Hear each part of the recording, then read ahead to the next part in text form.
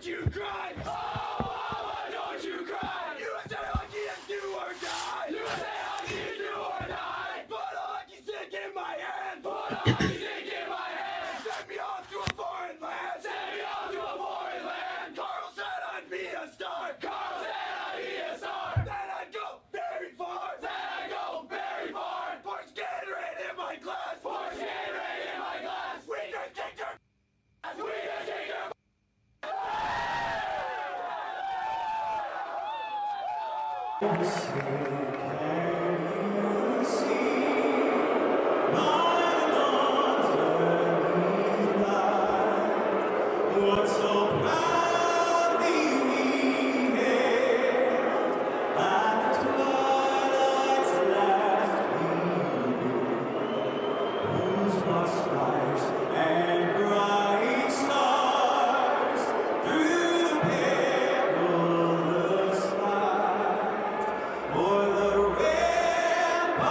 that you kindly respect the national anthems and the players that represent each country. A Canadian world, you can't try to take over our country and not expect that. I mean, this is like, what do you expect? What up YouTube, my name is Happiness and welcome to my channel, Politics Bro. Today, we're gonna look at what people have to say about America wanting Canada to be America wanting Canada to be the 51st state of the United States. So, yes, let's see what people have to say about this in terms of it. And Canada was playing America in hockey. So, but eventually Canada lost. Yes, Canada lost. They lost 3-1 against America, but it was a nice game to say the least. But yes, guys, let's check what people have to say about this thing in terms of America wanting Canada to be the first to be the 51st state of America. This is going to be my last message to Americans. Because that statement just told you, you now live in a dictatorship. That, by his word alone, will dictate what is wrong and right, who is just and unjust. That statement says he is no longer following the rule of law and has no intention of doing so, because he is the rule of law.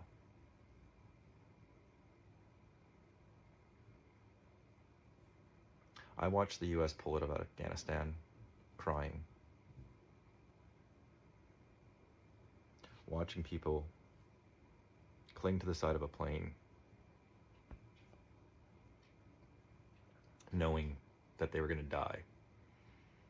They'd lived under an authoritarian dictatorship regime, and they were willing to die than to return to that situation.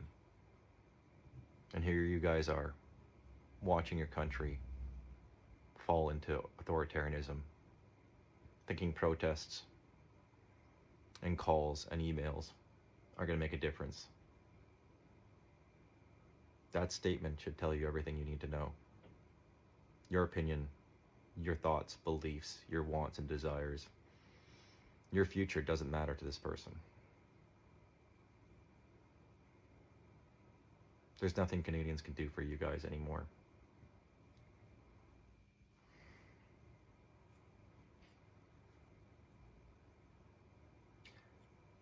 And you have to realize, even if he were to die, it's not like someone's not going to take his place. If you're standing there hoping that he's going to have a heart attack, that doesn't matter. You guys have lost this.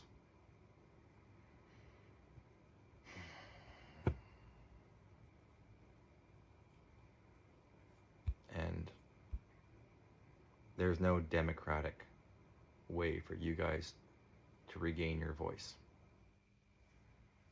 The reality is,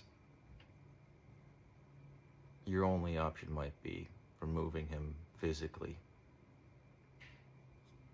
Your Second Amendment isn't there to to protect your right to own a gun. It's there to protect against instances like this. The constitutional thing to do at this point is to physically remove him and the party supporting him. And yes, it's going to divide your country. It will not be the same. That's impossible now. And I think you guys know that. You know, the canary in the coal mine was chirping for quite a long time. But they just dropped it in a bucket of water.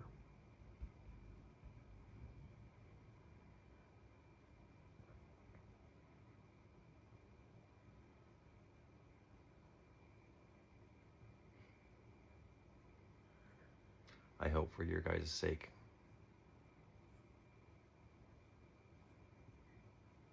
that enough people show up and do what's right. But if you're thinking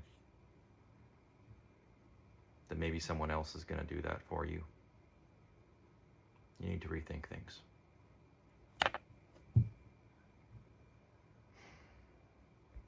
Goodbye. I'm going to speak in English, even though French is my native language. I have a question for the Canadian government. Why don't we impose visas on American citizens coming into Canada? Because Mexico's doing it, so why don't we? We've obviously been having this ongoing conversation about the United States and Canada, and there have been people in my comment sections and in other people's comment sections talking about how easy it would be to overrun Canada, and how there's a gentleman in particular that goes by the name of West Virginia Oathkeeper who believes that his West Virginia militia, not even the U.S. military, just his little militia, could take Canada in a day. I wish he would stop talking about it and actually start trying to do it so that we could see if he's right or not. But I made several pieces of content explaining how it is my belief that if his little militia were to try to do this, we could clean up what would be left of them with a sponge, because the Canadian civilians, without even the Canadian army, would leave these motherfuckers in puddles and pieces. Enter this guy. Canadians are unarmed. Get real. You think so? You think Canadians are just all unarmed? You should go to Canada and test that theory out. Really, you should. You're telling me that a nation that's one of the biggest nations for hunters is completely unarmed. I'm going to have a blast with the comment section of this one. P.S. Any Canadians that are watching this, stitch this video and show him how unarmed you are. Well, there was meant to be a 30-day reprieve on tariffs, and of course there isn't, because dickhead needs to be in the news. And when I say dickhead, I mean Donald Trump. So he's brought in a tariff now on steel and aluminum. You know, I haven't thought a lot about steel and aluminum in my life, and yet I realize that I'm surrounded by it. And we use it, and it's a huge part of our lives, and we can talk about the environmental effects and all that, but it's none of that. It is an attack on everything around him. I just read a really interesting post that was attributed to the president of Mexico. I hope it did come from her, because she's impressive in saying, you know, if we boycott them, I mean we, the rest of the world, the other 7.5 billion people, then maybe there will be some repercussions. It is terrifying that we've gone down the road, or we're going down this road of ripping apart trust, friendship, economics.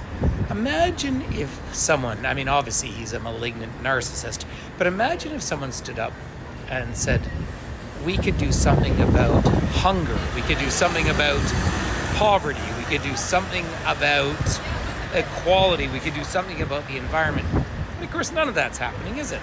It's hate and blame and economic destruction. And as a citizen of this planet, but as a Canadian as well, it is really time to push back. I've had enough. And that means nothing But if we do it collectively, it means something. How do you not get it yet? How do you not get it? We have been living a lie our entire lives. We are robots for the government so that we can be taxed at every single avenue over and over and over again so they can in turn take that money and waste it and line their pockets. We are poisoned with our food.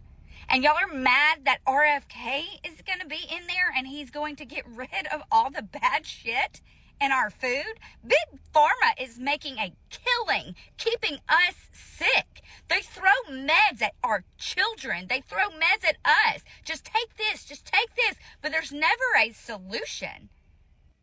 We are the majority. We are the ones that are sick and tired of the corruption. Get ready. Because things are about to change. People are going to hopefully go to prison over this shit. There is so much treason within our government. It's pure insanity. And they're just giving a little bit to us at a time because they know we can't handle it all at once. So yeah, that's my rant for today. Happy Valentine's Day. So Donald Trump is being pretty serious about Canada being the 51st state. So we've been paying them $200 billion, and we won't be doing that anymore, which is going to really make them suffer. So here we go. We're going to have a 51st state, possibly. Well, howdy. You know, every day I get questioned as to what my thoughts are on Canada becoming the 51st state of the United States of America. My kin were here before this country got started, and every fucking generation they've been here, they gave their blood, sweat, and fucking tears so that the generations coming after them could have a better place than they had. And now, because of a bunch of inept and corrupt politicians, I got the fucking arrogance of the U.S. president telling me that there's a fucking monetary value to my sovereignty, and I will gladly give my fucking life defending every sacrifice, every dream, and every fucking hope that my family had. Everything that they did so that I could be here. Mind your own fucking business, Donald. Square up your own country and leave mine the fuck alone. So, anybody see Hegzesh, whatever the hell his name is, the guy from Fox News, the drinking, the alcoholic guy? Anybody heard from him again? After he was drinking all day at the NATO summit? You know, they said, hey, come on down to the NATO summit. He thought it was more like, you know, Colorado and a ski slope or something. Because not only did he go off on everybody, but he was physically drinking from the podium. I mean, I haven't seen that in a long, long time. Like, if you look back in the movies, like in the 50s and stuff, you'll see that. Like, the announcers come out, they're smoking their cigarette, or a big cigar, right? And then they got to, you know, and then they go home and beat their kids. You know, isn't that what Ben Crosby did? Wow. I mean, it's incredible that he's still there. Had this been any other president, any president would have yanked that guy out of there so damn fast, his shoes would have been left at the podium. His Secret Service people would have grabbed his ass, threw him in a car, put him on an airplane, and he would have been in front of the goddamn president in about however many hours it took to get there. And he better not be drunk when he gets there. You know, because this is the guy that said that, oh, I'll quit drinking if you give me my job. Okay, guys. It seems like now we get an idea of what people have to say about Canada being the 51st state of America. I'll also include more videos on the next upcoming episode. I don't know when I'm gonna produce more people's opinion in terms of Canada being part of America. But rather than say much, thank you for watching my channel. Please like and subscribe, and we'll be back to the next one. Peace out.